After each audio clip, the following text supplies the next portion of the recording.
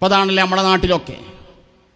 ഇപ്പോൾ ഒരു നിമിഷപ്രിയ എന്നൊരു പെണ്ണിൻ്റെ പേരിൽ ആ പെണ്ണിന് മാപ്പ് കിട്ടുകയാണെങ്കിൽ കിട്ടിക്കോട്ടെ, അതിനെന്താ ആർക്കാ പ്രയാസം? അത് നിമിഷപ്രിയക്ക് മാത്രമല്ല, നമ്മൾ ഗോവിന്ദചാമിക്കും. എന്താ അയാളും മനുഷ്യരോടൊപ്പം എന്ന് പറഞ്ഞാൽ അയാൾ മൃഗമൊന്നുമല്ലല്ലോ.